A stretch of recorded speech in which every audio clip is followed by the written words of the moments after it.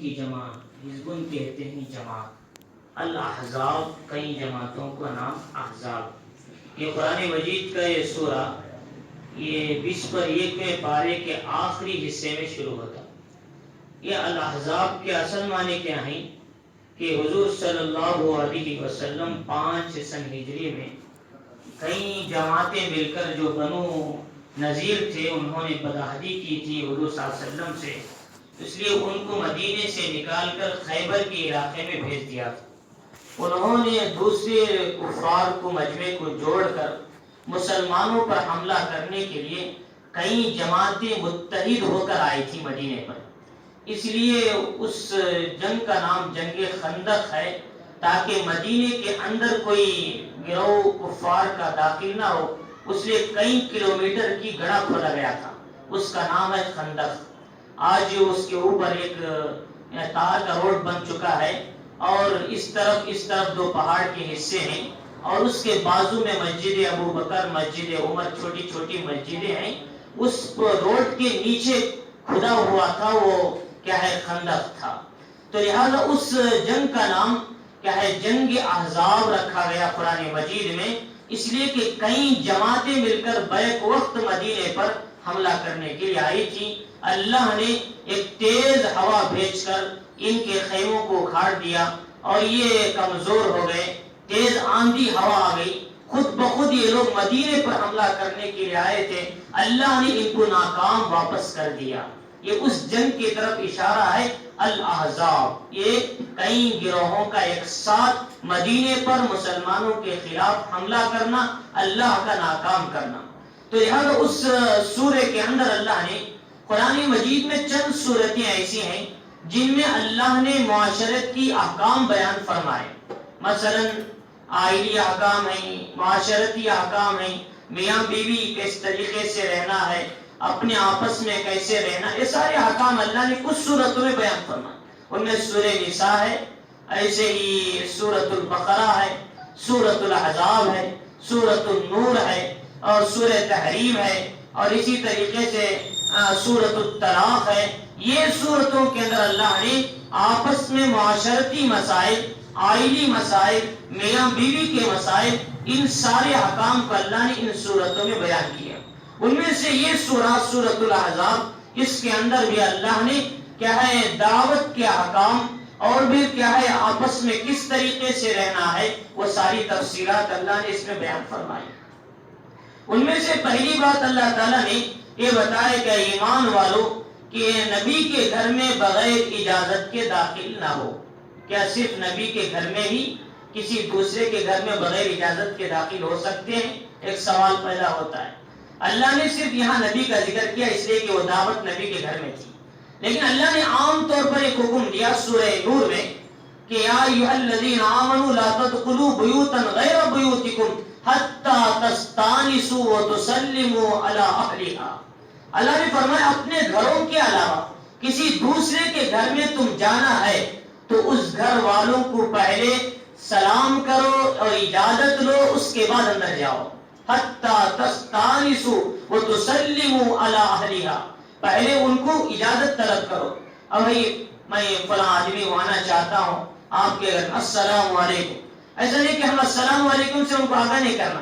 السلام علیکم اتنا آسان لفظ نہیں کہ اس کا مذاق بنا لیں، کہ اس لیے ہم کسی کو متوجہ کرنا ہے کہ بھائی میں عبد الرحمن ہوں، عبد الرحیم ہوں، السلام علیکم. اس طریقے سے ان کو مطلع کرنا ہے کہ میں اندر آنا چاہتا ہوں.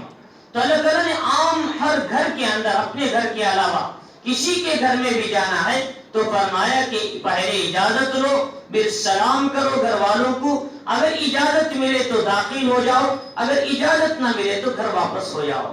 وہاں پکارتے مت کرنا. اگر وہ پکارتے کریں گے نہ معلوم کہ اندر آدمی کس حالت میں ہے، اسے بار بار پکاریں گے تو مجبور ہو کر باہر آنا پڑے گا. وہ کسی دوسری مجبوریوں میں لگا ہے، کسی کام میں غسل کر رہا ہے مثلا، یا پھر عورتوں کو جواب دینا پڑے گا. تو ایسے وقت میں آدمی کو اسی لیے حکم ہے کہ ہم گشت کے اندر بھی جاتے ہیں، دعوت دینے کے لیے جاتی 3 بار آواز دو، آواز نہیں آئی تو فوراً واپس ہو جاؤ. 3 بار آواز دینا کم از کم، میں فلاں آدمی. تو لہٰذا اس لیے فرمایا کہ قرآن مجید نے کہ صرف نبی کا ہی گھر نہیں بلکہ ہر گھر کے اندر تمہارے گھر کے علاوہ کسی گھر میں جانا ہے پہلے اجازت مانگو۔ اب یہاں سے یہ مسئلہ پیدا ہوتا ہے کہ ہمارے گھر میں بغیر اجازت کے گھس سکتے ہیں؟ ہمارے گھر میں بھی گھسنے کے لیے پہلے آواز کر کے اندر داخل ہونا ہے۔ پہلے آواز کرنا، ذرا نہ معلوم کہ عورتیں کس حالت میں ہو، لباس بدل رہے ہو یا اور دوسرے مسئلے میں ہو، اچانک گھس گئے تو ایسے مسائل پیش آ سکتے ہیں، جسے فرمایا جانے سے پہلے ذرا آواز کر لو، اس لیے کہ پتہ چل جائے کہ آ رہی گھر میں کوئی۔ تو یہ بھی شریعت نے اس ترتیب کو بھی سمجھا، یہاں پر نہیں، دوسری احادیث کی روشنی میں تفصیل کے ساتھ موجود ہے۔ تو اللہ تعالیٰ نے یہاں جو ذکر کیا، یہ دراصل یہ جو یہاں کا واقعہ ہے، یہ اللہ نبی کی حکم دے کر، نبی کے سامنے کچھ باتیں بتا کر پوری امت کو اس کا سبق دینا چاہے۔ یہ جو آیت اتری اس وقت میں رسول اللہ صلی اللہ علیہ وسلم نے اپنے لے پالت بچے کی بیوی طلاق کے بعد ان سے نکاح کر لیا تھا۔ میں نے اس سے پہلے بتایا تھا حقیقی بہو سے نکاح کرنا طلاق کے بعد بھی جائز ہے۔ خاص بیٹے کی بیوی ہے، طلاق ہو گئی، جب بھی اس سسر کا اس عورت سے نکاح کرنا جائز ہے، کیوں؟ حقیقی بہو ہے۔ لیکن اس کے برخلاف ایک بچے کو ہم نے پال لیا، وہ بچہ طلاق دے دیا کسی اپنی بیوی کو، بعد میں سسر اس سے نکاح کر سکتا ہے، کیونکہ وہ حقیقی بہو نہیں بلکہ وہ لے پالک بچے کی بہو، گویا کہ اس کے لیے اجنبی ہے وہ۔ اسی لیے حضور صلی اللہ علیہ وسلم نے زید ابن حارثہ اپنے پالے ہوئے بچے کی بیوی زینب بنت جہش، جن کو طلاق ہونے کے بعد حضور نے خود نکاح کیا ان سے۔ تو یہ سمجھانے کے لیے کہ پہلے زمانے میں لوگ ایسے نکاح کو ناجائز سمجھتے تھے، اللہ نے یہ نبی کا عمل بتا کر یہ سمجھایا کہ اپنے لے پالک بچے کی بیوی سے طلاق کے بعد آدمی کو نکاح کرنے کی اجازت ہے۔ خود نبی سے اس عمل کو چالو کیا۔ تو لہٰذا یہ جو نکاح ہوا تھا وہ نکاح کا ولیمہ کا دن تھا کہ لوگوں کو رسول صلی اللہ علیہ وسلم نے دعوت دی تھی۔ تو ولیمے کی دعوت میں لوگوں کو بلایا گیا، بلانے کے بعد لوگ آئے، کھانا کھا کے آرام سے بیٹھ کر بات کرنے لگے۔ اللہ کے نبی علیہ السلام کا کمرہ تھا اس طرف اور لوگ کمرے کے باہر کے حصے میں بیٹھے ہوئے، اور آپ اپنی بیوی سے ملنے کے لیے جانا چاہتے، بات کرنے کے لیے حضرت زینب بنت جہش سے، تو آپ بار بار اس طرف آ رہی اس طرف جا رہی، آپ بول بھی نہیں سکتے، اٹھ کر جاؤ، شرمندگی کا مسئلہ ہے۔ تو لہٰذا اپنی دوسری بیویوں کے پاس گئے، پھر آ کر دیکھا لوگ اٹھ کر گئے، پھر بات کرتے بیٹھے۔ تو لہٰذا صلی اللہ علیہ وسلم نے جب اٹھ کر واپس پھر آ کر دیکھ کے چلے گئے تو کچھ لوگوں کو محسوس ہوا کہ حضور اندر جانا چاہتے ہیں۔ جب ان کو اطلاع کی گئی تو وہ لوگ اٹھ کر گئے، بعد میں حضور اندر گئے۔ اللہ نے اسی وقت ان آیتوں کو اتارا اور فرمایا اللہ تعالیٰ نے احکام بتائے کہ نبی کے گھر میں جانا ہے تو بھی اجازت کے ساتھ جاؤ۔ پہلی بات فرمایا یا ایھا الذین آمنوا، ایمان والو، لا تدخلوا بیوت النبی، نبی کے گھر میں اگر داخل ہونا ہے کہ جبکہ الا ان یؤذن لکم، کہ تم کو اجازت دی جائے، جب ہی تم نبی کے گھر میں داخل ہو سکتے ہو، بغیر اجازت کے نہیں گھسنا۔ اور فرمایا دوسری بات اِلَىٰ طَعَامٍ غَيْرَ نَاظِرِينَ إِنَاهُ، لیکن جب تمہیں دعوت دی جائے اندر آنے کے لیے، کھانے کے لیے، تو وہاں پہلے ہی سے آ کر بیٹھ کے کھانا پک رہا ہے تو دیکھتے نہیں بیٹھنا، بلکہ کھانا بنتا ہے ابھی پھر باہر چلے جانا، پھر کھانا بننے کے بعد فوراً آ کے بیٹھ کے کھانا کھا لینا۔ ایسا نہیں کہ کھانا بن رہا ہے یہاں پر بیٹھے ہوئے، کوئی آدمی کام کاج کو آنے جانے والی عورتیں، کوئی لا کر دینے والی عورتیں، ان کو پریشانی ہو جائے، مرد اجنبی بیٹھ گئے تو کیسے وہ سامنے آ سکے، تو ہونے کا کام رک جائے گا۔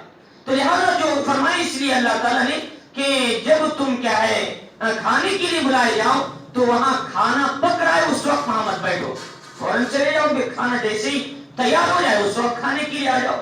اور فرمایا وَلَٰكِنْ إِذَا دُعِيتُمْ فَادْخُلُوا فَإِذَا طَعِمْتُمْ فَانتَشِرُوا، جب کھانا بن گیا اور جب تمہیں بلایا جائے فوراً داخل ہو جاؤ، کھانا کھا لو، تو بات کرتے مت بیٹھو۔ اگر گھر چھوٹا ہے بات کرتے بیٹھے، ہاں فنکشن ہالوں میں جگہ بڑی رہتی ہے، باہر میدان ہے، کرسی لگی، لوگ الگ مسئلہ ہے، لیکن جب مجمع چھوٹا ہے، گھر چھوٹا ہے، یا جگہ صرف گھر کے اندر کوئی کھانا کھلا رہے، ہم اٹھیں گے تو دوسرے آ کر بیٹھیں گے، ہم وہاں بات کرتے بیٹھیں گے، دوسرا کھانا کیسے کھائے؟ تو یہ سب مسائل پیش آتے ہیں۔ اللہ نے دعوت کے اصول سمجھا ہے، دعوت جانا ہے تو کب جانا ہے، کھانا ہے تو کیسے کھانا ہے، کھا کر وہاں بات کرتے ہوئے بیٹھنا ہے، بس کے وہاں سے اٹھ کر فوراً اپنے گھر آنا، یا پھر جہاں جگہ کھلی ہے وہاں بیٹھ کے بات کر سکتے ہیں۔ فرمایا کہ فَإِذَا طَعِمْتُمْ فَانْتَشِرُوا، جب کھا لو تو فوراً اٹھ کے گھر کو واپس ہو جاؤ، پھر کیا ہے کھلی جگہ پہ آ جاؤ. وَلَا مُسْتَانِسِينَ لِحَدِيثٍ، وہاں باتوں میں مشغول مت ہو جاؤ. اللہ تعالیٰ نے قرآن مجید میں کتنے اچھے انداز میں سمجھایا کہ دعوت کے اصول کیا ہیں. اب دعوت کے اندر اب یہاں ایک مسئلہ پیدا ہوتا ہے، کن دعوتوں میں جانا جائز ہے، کن دعوتوں میں جانا جائز نہیں. یہ مسئلہ یہاں پر ذکر نہیں، لیکن قرآن و حدیث کی روشنی میں علماء نے فقہاء نے دعوت کے اصول سمجھائے. اگر کوئی ایسی دعوت ہے جو جائز ہے، درست ہے، ولیمے کی دعوت ہے، عقیقے کی دعوت ہے، یا پھر کیا ہے مہمان کو ایسی دعوت دی نہیں، تو دعوت کا قبول کرنا سنت ہے. اور ایسی دعوت کا قبول کرنا سنت ہے جو شریعت میں جائز ہے. اور شریعت نے جو دعوتیں طے کی ہیں وہ ولیمہ کی ہے یا پھر کیا ہے عقیقے کی ہے، ان دعوتوں کو کھانے پہ کوئی حرج نہیں. لیکن حرام اگر دعوت ہے یا پھر دعوت کے اندر کوئی گناہ ہوتا ہے، فرمایا اگر عام حضرات جانے میں کوئی مسئلہ پیش نہیں آتا، پھر وہ بچنے کی کوشش کرنا چاہے تو بچ نہیں سکتے، تو ایسی مجبوری میں کیا ہے وہ اگر نہ جائیں تو بہتر ہے. اگر چلے گئے، وہاں پر پہنچنے کے بعد پتا چلا شور شرابہ ہے، آرکیسٹرا ہے، گناہ ہے، ویڈیو ہے، فلم سازی ہے، وغیرہ وغیرہ ہے، تو اگر راز ہو سکے تو وہاں سے اٹھ کر واپس آنے کی کوشش کریں. اگر نہیں نکل سکتے تو دل میں یہ سمجھے اے اللہ میں آ گیا، یہاں سے اٹھنے کا راستہ نہیں، میرے اس گناہ کو، میری اس خطا کو معاف فرما، کہ اور اس گناہ کی نفرت ہمارے دل میں ہو. ہمیں تو بہت اچھا آرکیسٹرا ہے، بہت اچھی ویڈیو ہے، اور یہاں پر بہت اچھے انداز سے ڈیکوریشن کریں، مطلب کیا ہے ہم بھی اس گناہ میں شریک ہو چکے ہیں. فرمایا اس لیے جب گناہ دے کر کوئی آدمی گناہ سے راضی ہوتا ہے وہ گناہ کرنے کے برابر ہے. اور گناہ دیکھ کر انسان نفرت کرتا ہے اور چہرے پر جھریاں آتی ہیں، پیشانی میں شکن پیدا ہوتا ہے، وہ پریشان ہوتا ہے، آخر میں نے کس طرح گناہ کی اس مجلس میں آ گیا. اور اگر نکلنے کا کوئی راستہ نہیں، اللہ تعالیٰ پھر بھی اسے گناہ سے دور رکھتے ہیں، اس کا نام ان گناہ کرنے والوں میں شامل نہیں کرتے. تو فرمایا اس لیے اس بہانہ بنا کر گناہ کیا ہے محفلوں میں نہیں چلے آنا، یہ بہانہ بنا کر کے اللہ معاف کرنے والے. میرا بتانا مقصد یہ ہے کہ دعوت کے اندر اگر حرام دعوت ہے، کسی کو پتا ہے کہ کیا ہے کسی آدمی کی دعوت کھانے کے اندر مکمل طور پر پورا پیسہ سود کا ہے، رشوت کا ہے، تو یقین مانو کہ اس دعوت کو بھی معذور یعنی عذر کر کے اس سے بچنے کی کوشش کرے. تو لہٰذا اس لیے اور کیا ہے آدمی کی دعوت پر شک نہیں کرنا جلدی. آج کل بہت زیادہ ہوتا ہے کہ کسی آدمی کا حلال کمائی ہے اور وہ گاڑیاں رکھے ہیں ان کے پاس، ان کی اور حالانکہ دوسرے لوگ بتاتے ہیں بھئی یہ سود کا کاروبار بھی کرتے ہیں، ان کے پاس چلتا ہے، لیکن ان کا اکثر و بیشتر حصہ وہ محنت کر کے کماتے ہیں، گاڑیوں سے کماتے ہیں یا دیگر حصوں سے کماتے ہیں. فرمایا کہ ایسی حالت میں کہ ہمیں ان کے بارے میں شک نہیں کرنا چاہیے، ان کے گھر میں کھانا کھا سکتے ہیں. وہ اس لیے کہ کوئی آدمی جان بوجھ کر حرام پیسہ کسی کو نہیں کھلاتا، وہ ذرا تو سوچتا ہے کہ بھائی میرے کو حلال کھانا کھلانا چاہیے. تو یہاں اس لیے شریعت کے اصول سمجھائے دعوت کے اندر. اور علماء کو خاص طور سے، علماء کو، اہل علم کو کبھی بھی کسی غیر شرعی مجلس میں جانا درست نہیں ہے، کیونکہ علماء امت کے لیے مقتدی ہیں، امت کے لیے رہبر ہیں، ان کو دیکھ کر امت چلتی ہے. اگر وہ چلیں گے تو دوسروں کے لیے ان مجالس میں جانے کا راستہ مل جائے گا. فرمایا اس لیے عام حضرات کا مسئلہ ہے، علماء کو، اہل علم کو ایسی مجالس سے پوری بچنے کی کوشش کرنا. لہذا اس لیے کیا کرنا ہے؟ فرمایا ہمارے نکاحوں کو مسجد میں بنانا ہے.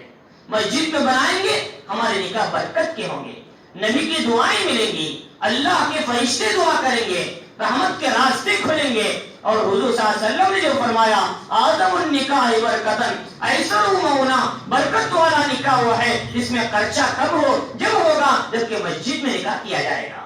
مسجد میں نکاح کرو، عالی شان سے عالی شان آپ فنکشن ہال میں کھانا کھلا سکتے ہیں، منع نہیں، لیکن نکاح مسجد میں کرو. نکاح عبادت ہے، عبادت کی جگہ کرنا. اگر وہاں نکاح نہیں کیا گیا، فنکشن ہالوں میں نکاح کیا گیا، وہاں فوٹو ہوگا اور سیرا ہوگا، پھول ہوگا، عورت و مردوں کا اختلاط ہوگا، ہر گناہ وہاں پر وجود میں آئے گا، پھر اس نکاح میں برکت کیسے آئے گی؟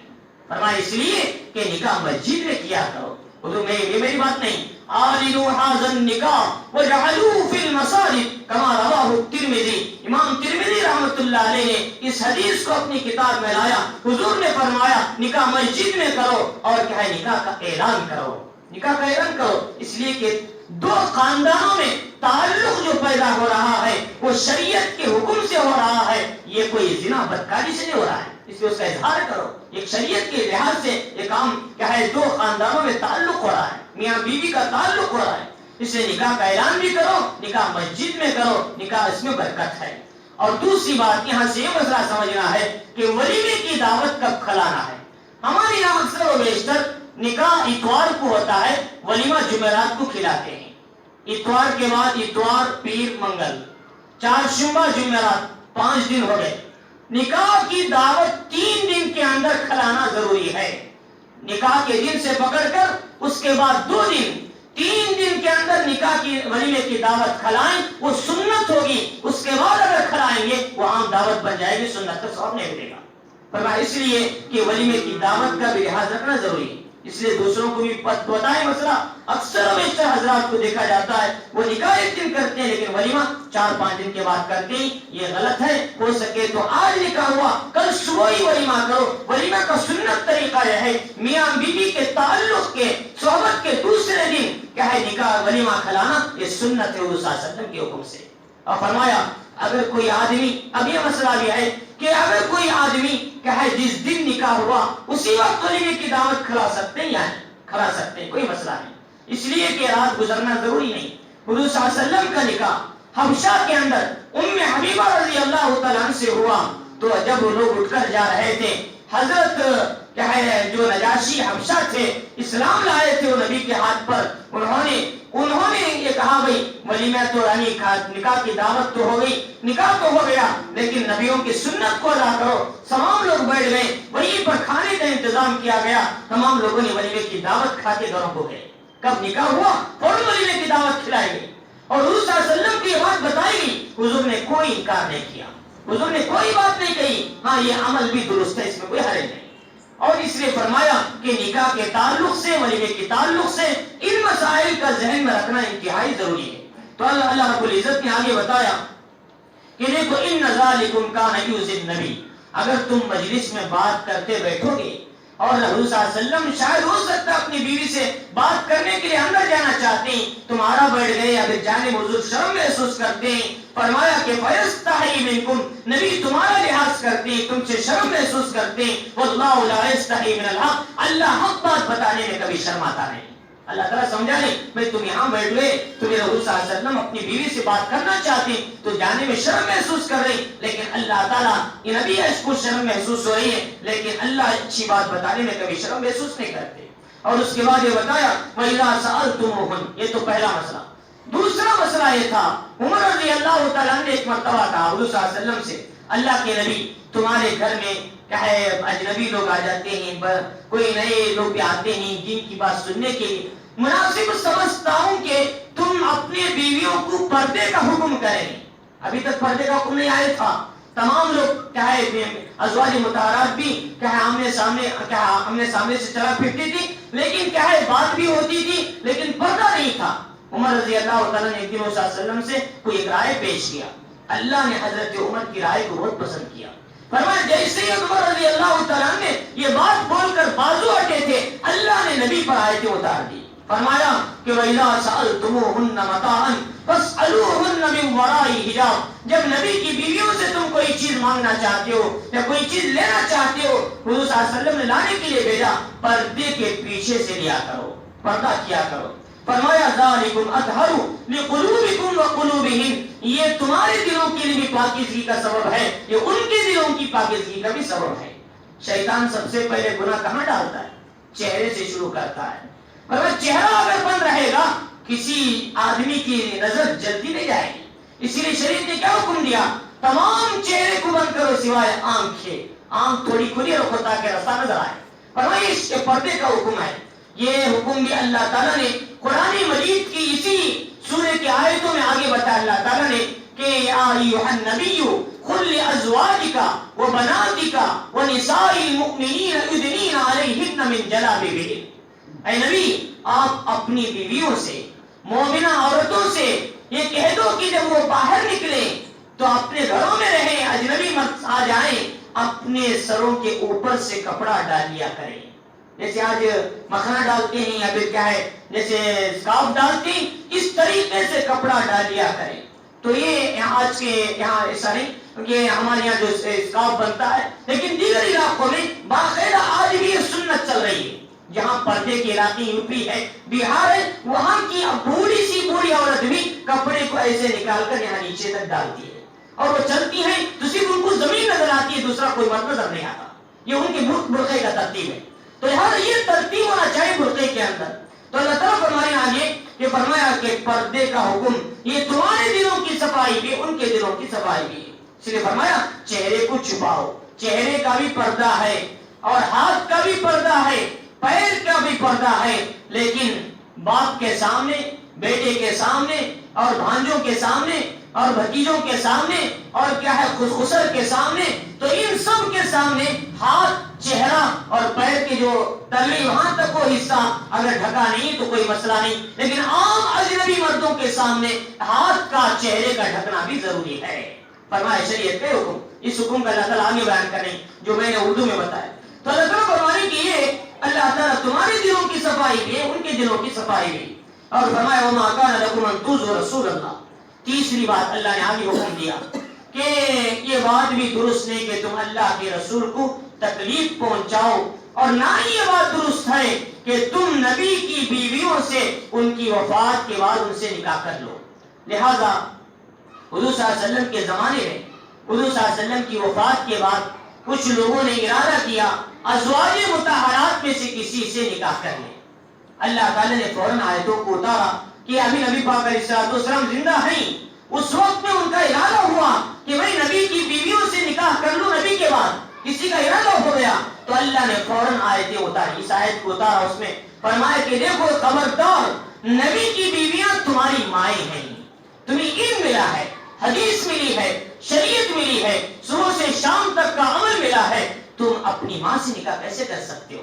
اگرچہ حقیقی ماں نہیں لیکن روحانی ماں ہے، اور جن سے تمہیں علم ملا ہے وہ تمہاری نبی کی بیویاں ہیں. اور دوسری بات کہ نبی پاک علیہ السلام اپنے مزار مبارک میں زندہ ہیں، اور جو آدمی زندہ ہے اس کی بیوی کا نکاح کسی دور سے جائز نہیں ہے.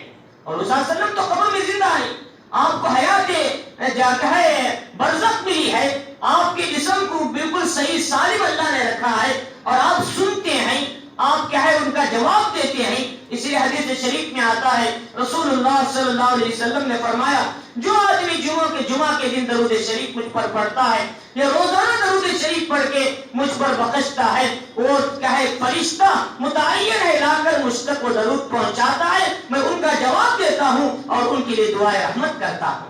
تو لہٰذا اس لیے فرمایا حضور صلی اللہ علیہ وسلم اپنے مزار میں زندہ ہیں، اور اس اعتبار سے بھی نبی کی بیویوں سے نکاح جائز ہے. اس لیے حضور صلی اللہ علیہ وسلم کی وراثت بھی نہیں بٹی. بعد میں حضرت فاطمہ حضرت علی آ کر پوچھے ابو بکر صدیق رضی اللہ تعالیٰ عنہ سے فدق کی زمین خیبر میں نبی کی تھی، ہم کو دے دو وراثت میں. ابو بکر صدیق نے کہا نبی کی وراثت نہیں بڑھتی، نبی زندہ ہے ابھی.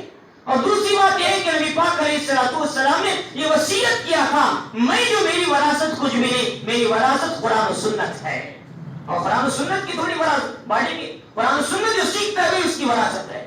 تو لہٰذا ابو بکر صدیق نے ان کو نہیں دیا وہ زمین کا علاقہ. ہاں اتنی بات تھی کہ اس سے آنے والی رقم ازواج مطہرات پر بھی خرچ ہوتی تھی، حضرت فاطمہ کو بھی دیتے تھے، حضرت علی کو بھی دیتے تھے، لیکن وہ زمین بیچ کر ان کو وارث نے بنایا گیا، اس کا حصہ نہیں دیا گیا.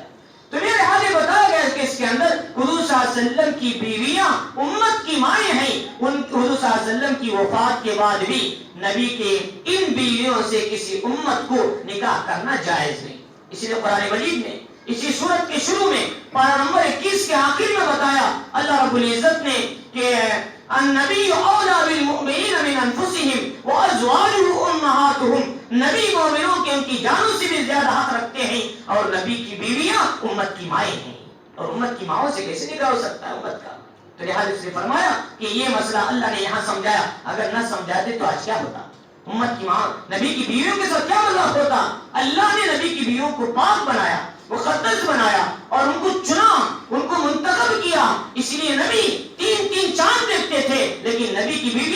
शिकायत नहीं करती थी तुम मेरे शोहर हो और हमें खाने का इंतजाम नहीं किया, कभी शिकायत नहीं किया। ये नबी की बीवियों का है। आज की औरतों में नबी की बीवियों में कितना फर्क है।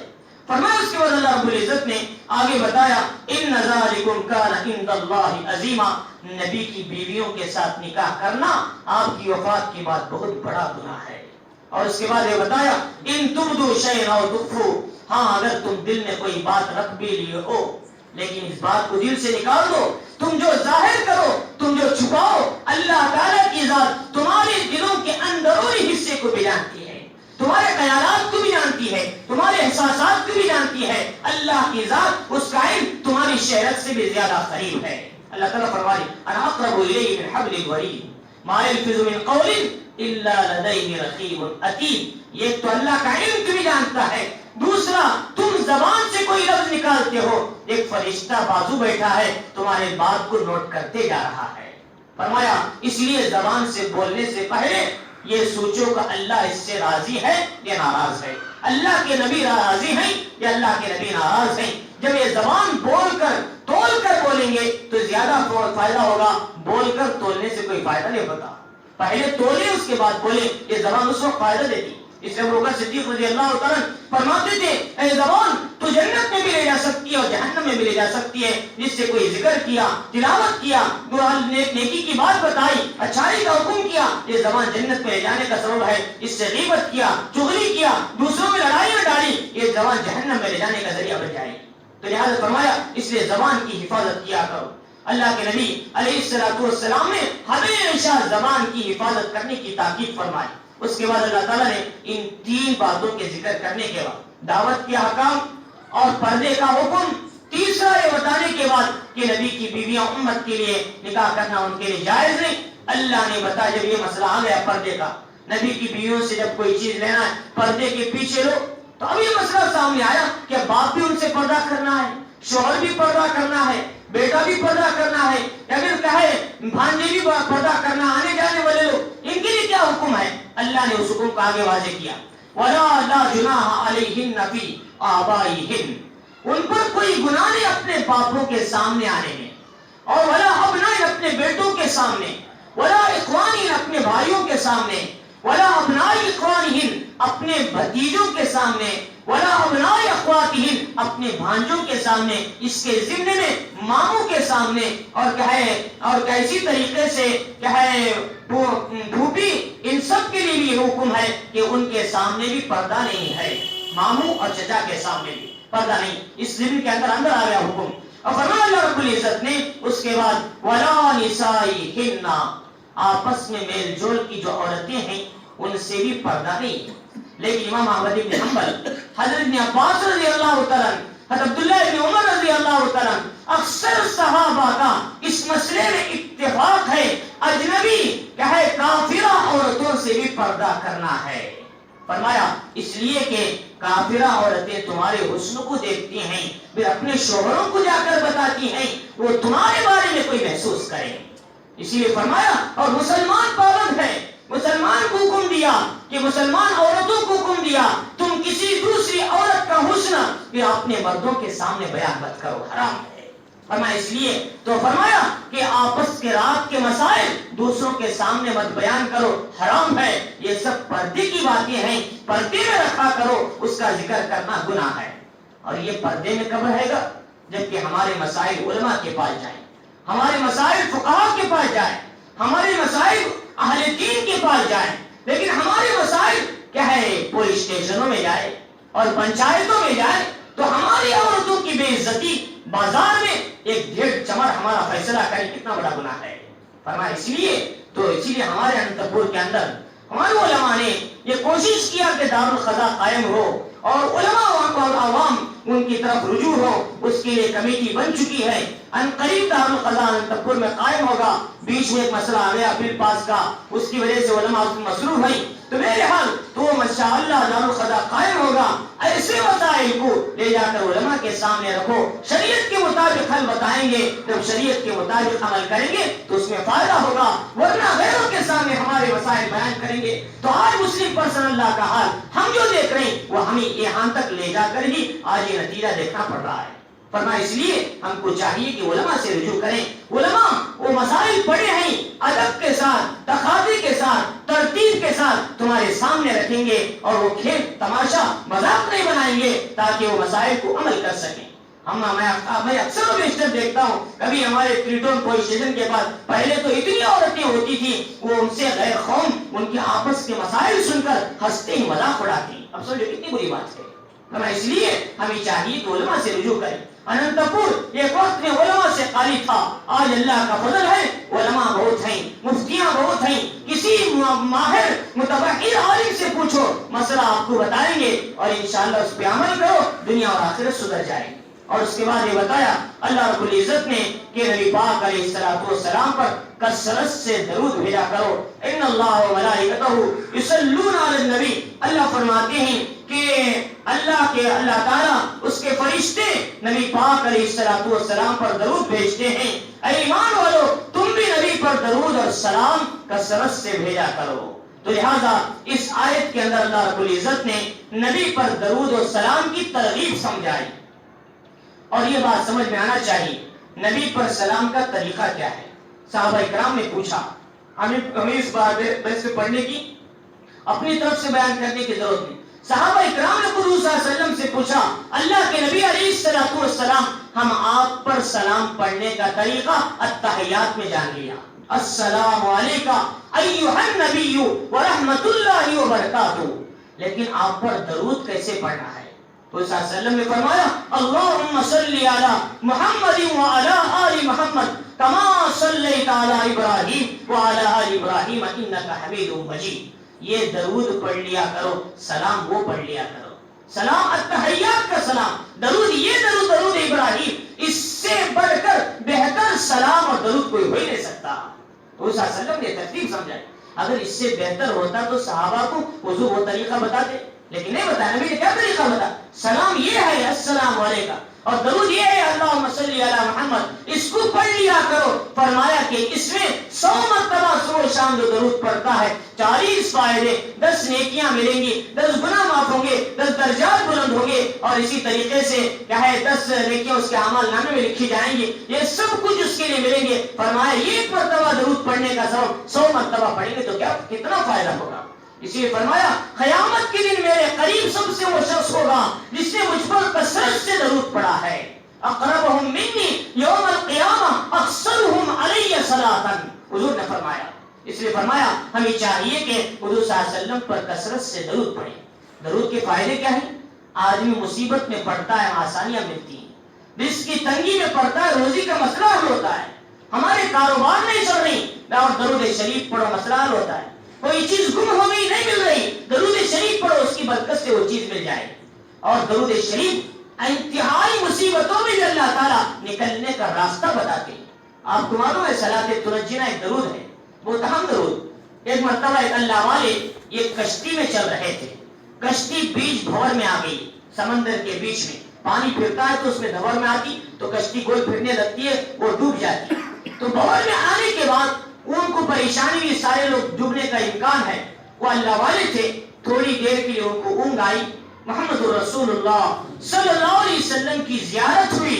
فرمایا کہ اے بزرگ تم اس درود کو پڑھ لو، اللہ اس درود کی برکت سے تمہیں تمہاری کشتی کو پار لگائے گا، نجات دے گا.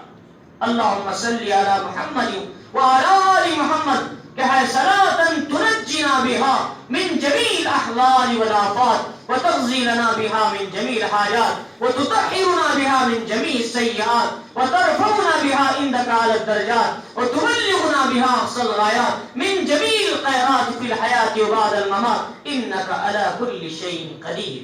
یہ درود ہے. حضور صلی اللہ علیہ وسلم نے فرمایا انتہائی تنگیوں میں بھی، مشکل میں بھی اس درود کو پڑھ لو، اللہ تمہاری مشکلات کو آسان فرمائیں گے.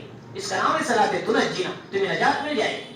تو یہاں اس لیے فرمایا کہ حضور صلی اللہ علیہ وسلم نے یہ درود ہمیں بتائے ہیں، اس درودوں کے ذریعے سے ہماری زندگی آسان ہو جائے. اور آدمی کو کوئی مشکل آ جائے، یہ کہے اللہم یا ربی کیا ہے فسہل یا الہی کل صعب بحرمت سید الابرار سہیل. اس کے پڑھنے سے بھی اللہ تعالیٰ آسانیاں پیدا کر دیتے. تو تو بہرحال تو بتانا یہ ہے کہ اللہ کے نبی علیہ السلام نے فرمایا کہ درود پڑھا کرو اور سلام پڑھا کرو، اللہ اس کے فرشتے بھی نبی پر درود بھیجتے ہیں، اے مومنو تم بھی درود پڑھا کرو۔ اور یہ حکم ہے، یہ مستحب عمل نہیں، یہ حکم ہے، جیسے حکم کرے کرو۔ ایسے اللہ تعالیٰ فرمائے صلو درود پڑھو، اقرؤ قرآن پڑھو، جیسے نماز میں قرات فرض ہے ویسے نبی پر درود پڑھنا بھی فرض ہے۔ فرمایا اس لیے یہ امر کا صیغہ ہے، درود کمپلسری روزانہ صبح و شام معمول بنا۔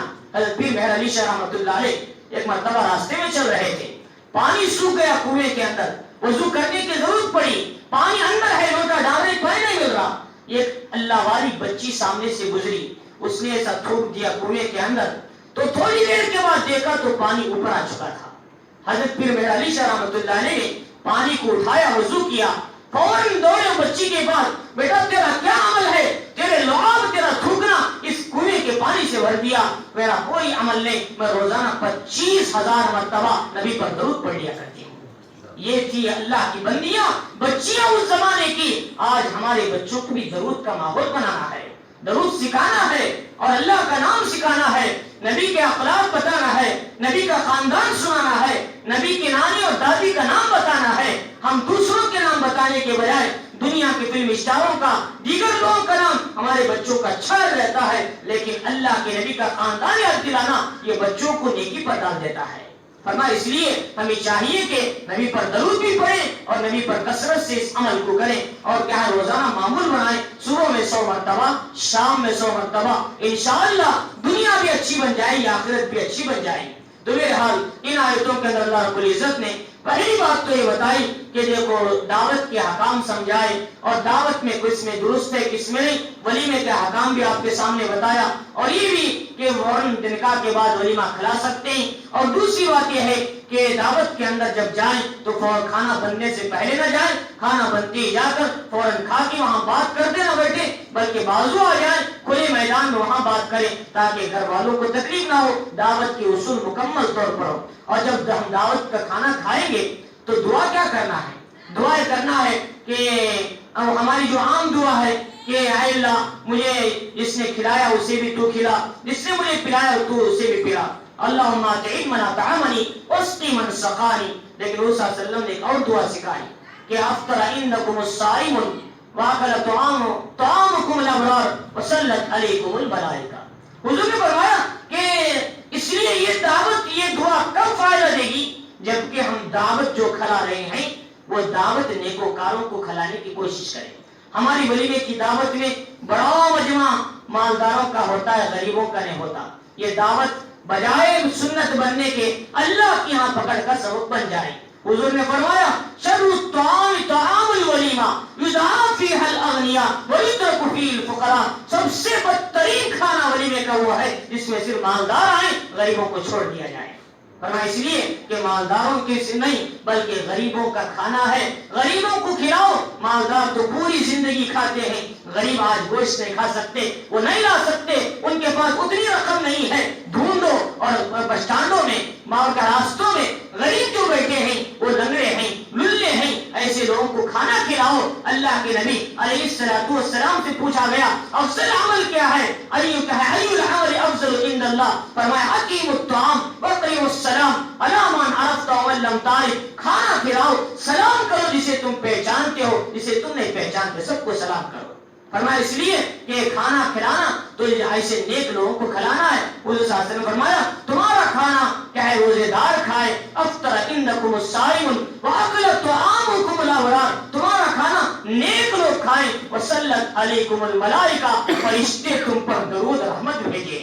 یہ حضور صلی اللہ علیہ وسلم نے دعا سکھائی۔ لہذا ہم جو افطار کرتے ہیں تو یہ دعا پڑھ لیں، اور مہمان کے یہاں کھانا کھائے جب بھی یہ دعا پڑھیں، انشاءاللہ ان کے پاس کھانے والے بھی ایک بن جائیں گے۔ اور دوسری بات یہ بتائی کہ دیکھو پردے کا حکم مردوں کے لیے، عورتوں کے لیے، عورتوں کے لیے خصوصاً پورا جسم کا پردہ ہے، ستر عورت ہے، اور اس کے فرمایا چہرہ، ہاتھ کی ہتھیلیاں یہ بیٹوں کے سامنے، بہو کہے اور کہے بھائیوں کے سامنے، اور ایسے ہی بھانجے بھتیجے سسر ایسے لوگوں کے سامنے کہے ان جہاں حصے کا کھلنا درست ہے، لیکن عام اجنبی حضرات حضرات کے سامنے اس حصے کا دکھانا بھی درست نہیں. اور اس کے بعد یہ بتایا کہ دیکھو نبی کی بیویاں تمہاری مائیں ہیں, ان سے کسی صورت میں تمہارا نکاح جائز نہیں, گناہ ہے اور بڑا گناہ ہے. اور اس کے بعد یہ بتایا کن کن کے سامنے نکل سکتے ہیں, وہ ساری تفصیل اللہ نے آگے بتائی. اس کے بعد فرمایا درود شریف کی کثرت رکھو, نبی پر درود پڑھو جتنا, اس لیے کہ اللہ اس کے رسول بھی درود, اللہ فرشتے بھی درود بھیجتے ہیں, تم بھی درود بھیجو. درود کی جتنی کثرت رکھیں گے اللہ تعالیٰ مشکل حالات میں ہمارے مسائل کا حل نکالیں گے. اللہ تعالیٰ ہم سب کو ان سنی ہوئی باتوں پر عمل کرنے, اس پر اپنی زندگی گزارنے کی توفیق عطا فرمائے.